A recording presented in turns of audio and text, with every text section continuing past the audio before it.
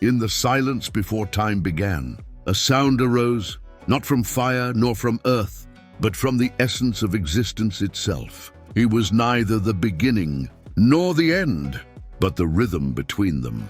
With every breath a world fades, and with every dance a new one is born. He is Shiva, the god who finds meaning within destruction.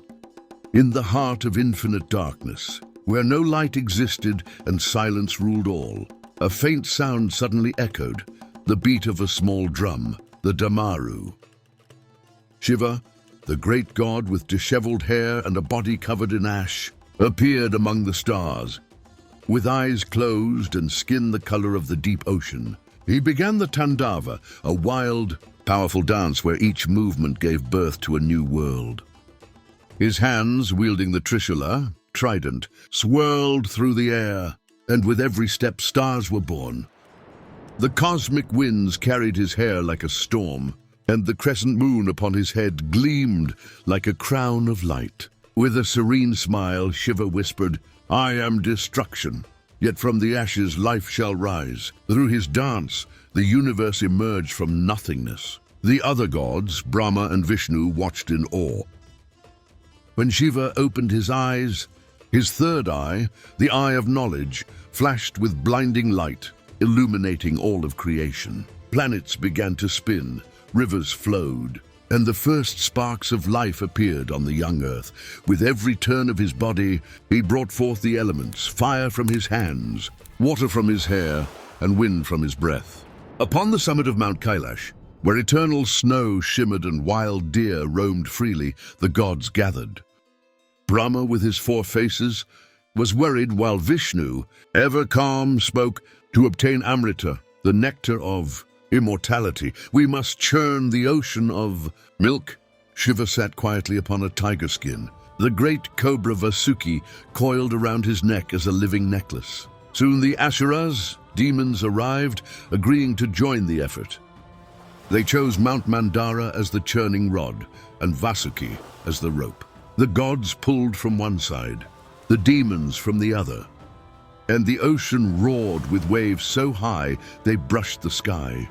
Fierce winds tangled Shiva's hair as he watched in silence, while the sacred Ganga streamed down from his locks, purifying the world below. As they churned, hidden treasures rose from the ocean's depths: Airavata, the white elephant; Ukaishravas, the seven-headed horse; and Kalpavriksha, the wish-fulfilling tree. The sweat of the gods fell upon the earth, and celestial flowers bloomed where it touched. Yet the ocean grew ever more violent, its waves flashing with storm and thunder. Suddenly, from the deepest depths of the ocean, a black swirling cloud rose, Halahala, the poison of destruction, capable of annihilating all existence. The gods and demons recoiled in fear. Brahma cried out, "This venom will burn the worlds to ashes." Vishnu tried to contain it, but even he could not. The air filled with the stench of death, the stars dimmed, and terrified animals fled as the poison spread across the heavens. Then Shiva stood up, calm, resolute. Parvati, who was watching from afar, though not yet his consort, gazed at him in fear. Shiva said, "To preserve the balance of the cosmos, I shall drink this poison." He lifted the deadly cup to his lips. The venom scorched his throat with a blue flame, yet he held it within, refusing to swallow or spit it out. His neck turned deep blue, earning him the name Nilakantha, the blue-throated one. The poison coursed through his veins like liquid fire. His body trembled and his hair bristled. A mist of toxic vapor escaped his mouth, forming dark clouds that veiled the sky, but the world was saved. Parvati rushed to his side and pressed his throat, preventing the venom from descending further. The gods cried out in astonishment, "Shiva, you have saved the world." The poison remained locked in his throat, and Shiva rose again, his neck now glowing blue, the eternal mark of his sacrifice. The gods and demons finally obtained the Amrita, nectar of immortality. Yet Shiva asked for no share. The winds calmed, the Ganga flowed from his hair, and the world was renewed. Shiva whispered softly. Destruction exists for creation. At that moment, Parvati's love for him was kindled. She vowed to win his heart. The gods brought offerings. Vishnu presented a garland of lotus flowers. Brahma offered the book of knowledge, and Indra released a gentle rain to cleanse the earth. Shiva took the remnants of the poison in his hands, turned it into soil, and from that sacred earth, healing herbs began to grow. In the heavenly gardens, Sati, the daughter of Daksha, lord of the heavens, saw Shiva and fell deeply in love. With long black hair and radiant eyes, she said to him, "You are not only the god of destruction, but the source of divine love." At first indifferent, Shiva's heart softened when he saw her purity. Their wedding took place on Mount Kailash. The gods gathered. Flowers rained from the skies, and Shiva, dressed in tiger skin with the Trishula trident in hand, accepted Sati as his wife. The celestial drums sounded. Gods danced, and for the first time, Shiva smiled with true joy. Yet Daksha, Sati's father, was enraged by their union, calling Shiva a mad hermit of the mountains. Dressed in her red bridal attire, Sati took Shiva's hand and vowed to stand beside him forever. Birds sang above them, and the sacred river Ganga bore witness to their union. Shiva gifted her a necklace made of cosmic pearls, each pearl a shining star in the vastness of the universe. Daksha later held a grand yajna, sacrificial ritual, but deliberately did not invite Shiva. Sati, distressed, went to confront her father and cried out, "Why do you dishonor my husband?" Daksha shouted in rage, "He is no god, he is a beggar." Overcome with fury and grief, Sati threw herself into the sacrificial fire, immolating her body. The flames rose crimson into the heavens as the gods watched in shock. From afar, Shiva felt the searing pain. His third eye blazed red with fury. With a cosmic roar, he appeared in his terrible form, his hair wild and burning with wrath. From his rage, he created Virabhadra, a fierce manifestation of his anger, and sent him to destroy the sacrifice. Virabhadra stormed the ritual with flaming swords. The gods scattered in fear, and Daksha was beheaded. Later, moved by compassion, Shiva restored him to life, but with the head of a goat. Shiva then took Sati's lifeless body into his arms, and his tears of sorrow fell upon the earth, forming sacred rivers born from his grief. Overwhelmed by grief, Shiva lifted Sati's lifeless body onto his shoulder and began the furious Tandava, the dance of death. Each step he took shook the earth. Mountains crumbled, rivers overflowed, and stars fell from the sky. His Trishula spun through the air. The Damaru beat the rhythm of death, and his third eye blazed with fire. The universe trembled beneath his rage. To save creation, Vishnu used his chakra to cut Sati's body into pieces, scattering them across the world to calm Shiva's fury. With eyes burning red and his body covered in ash and blood, Shiva danced until reality itself neared annihilation. At last his anger subsided, but he swore that until Sati's soul was reborn, he would remain alone. The fragments of Sati's body fell upon the earth, forming sacred sites known as Shaktipeethas, places where the divine feminine energy would forever preserve balance in the cosmos. Shiva then retreated to a cave deep in the Himalayas, where he entered eternal meditation, his matted hair mingling with the cold mountain winds. Sati was reborn as Parvati, daughter of Himavan, the lord of the mountains. From childhood, Parvati, radiant, golden-skinned, with eyes deep as the night sky, worshipped Shiva with unwavering devotion. She wandered through the Himalayan forests, gathering flowers and softly chanting the mantra, Om Namah Shivaya. Birds sang above her, deer approached without fear, and she vowed to win Shiva's heart through tapasya, ascetic devotion. "My love is eternal," she whispered, "even if the world burns." As a child, she shaped statues of Shiva from snow.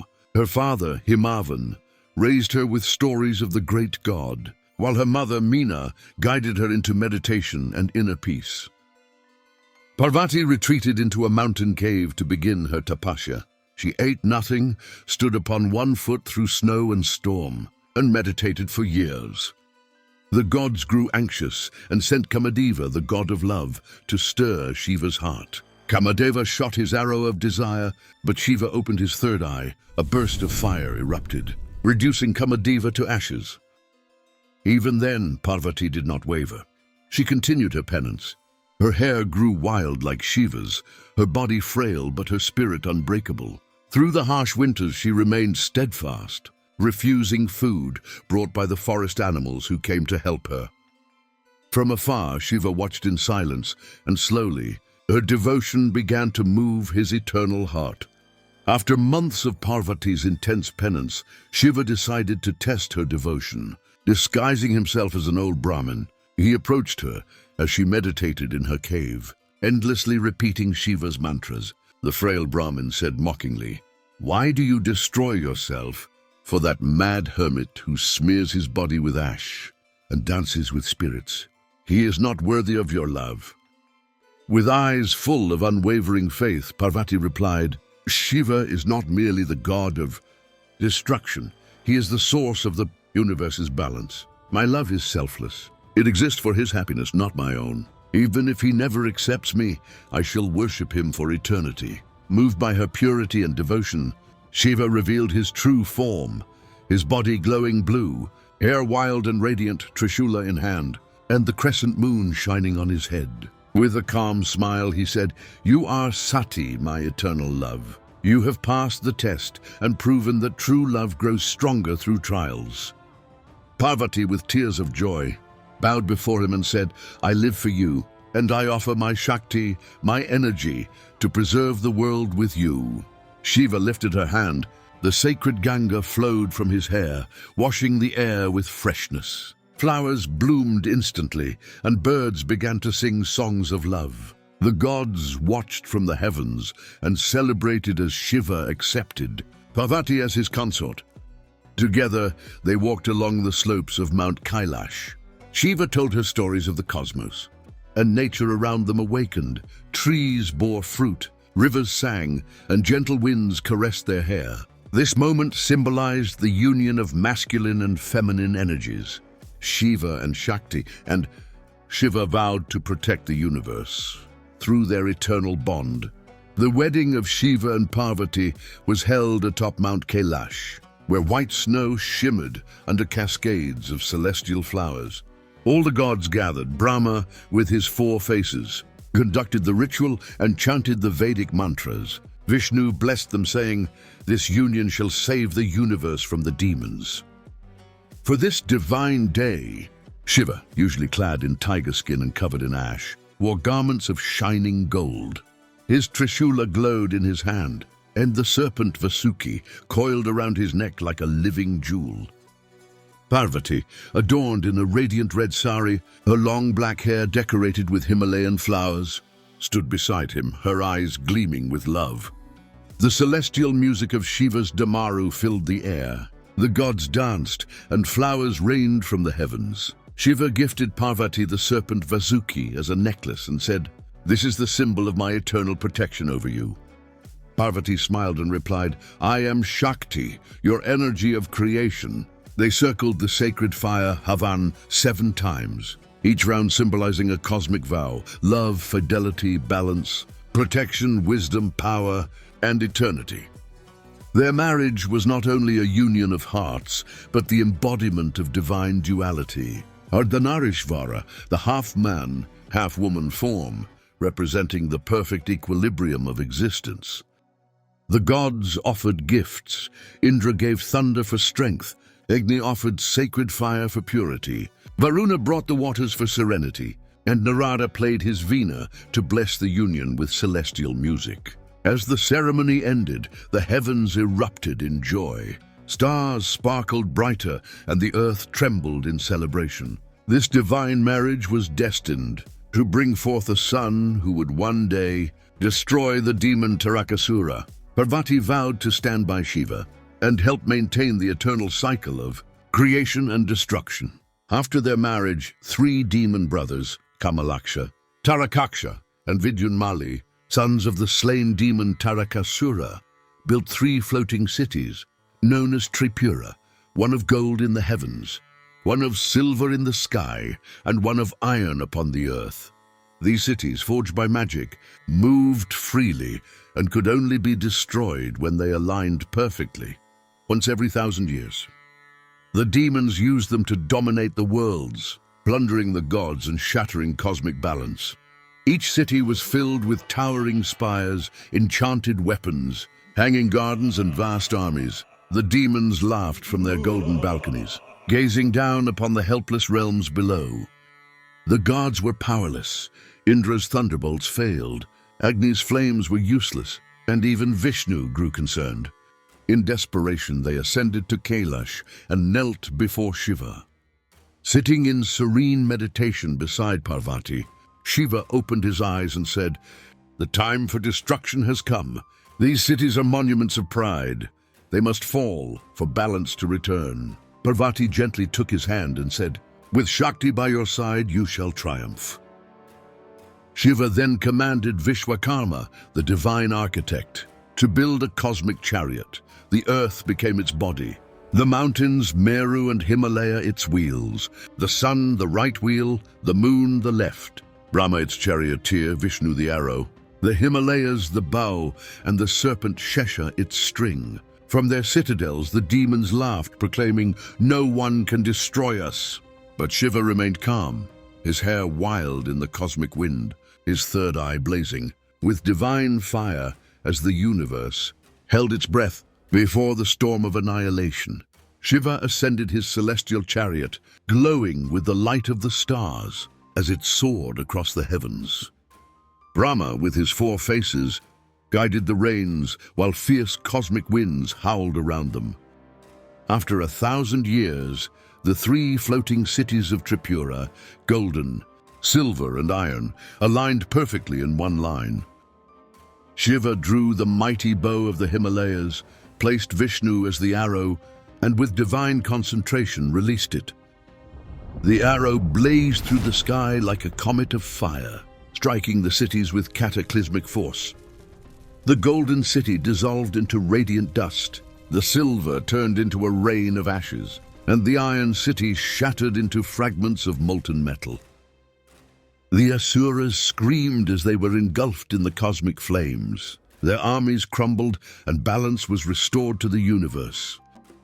Standing upon the ruins, Shiva performed the Tandava of victory, every movement reshaping harmony in the cosmos. The gods cried out, "Shiva Tripurantaka, destroyer of the 3 cities."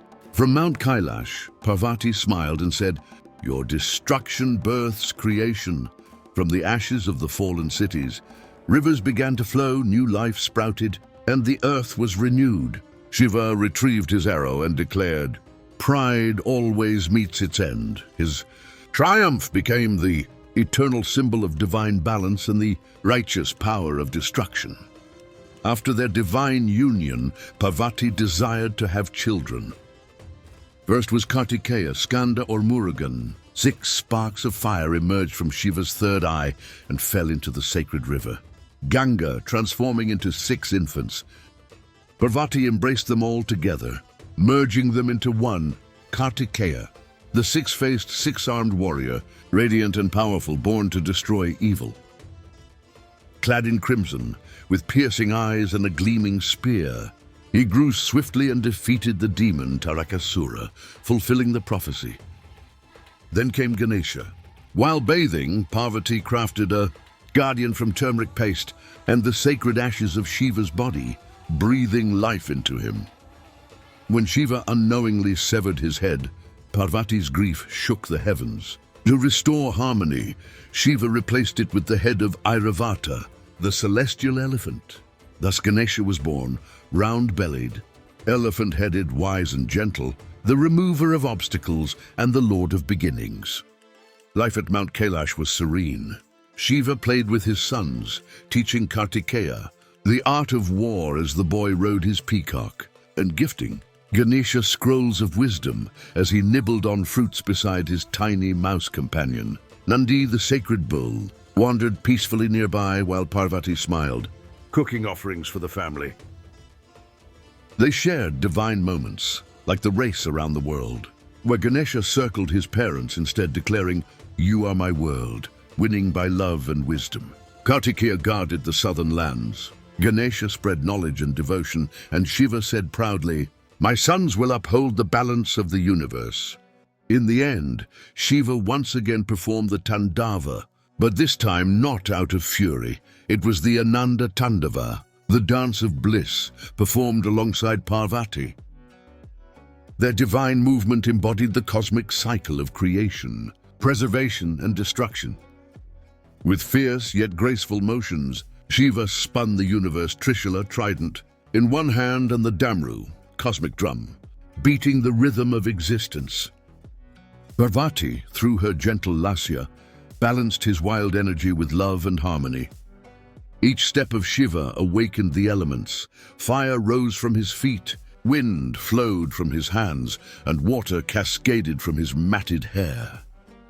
Their sons watched in reverence, Ganesha playing celestial music with his trunk, while Kartikeya stood guard, spear glowing with divine light. The cosmos moved in peace. Stars danced, rivers sang, and life itself swayed to the rhythm of their divine union. Shiva spoke. Life is a cycle of creation and destruction. The Tandava is its eternal heartbeat. Parvati smiled and replied, "Through love, balance is preserved." A radiant cosmic light engulfed all of existence, illuminating every corner of the universe. The message echoed through time. Shiva teaches that from darkness, light is born, and through each Tandava, whether of wrath or joy, life finds its rhythm. Shiva and Parvati continued to dance together, their steps in perfect harmony as the universe remained in eternal balance. If you believe that every ending hides a new beginning, then like, share your thoughts and subscribe, so together we may follow the eternal dance of the gods.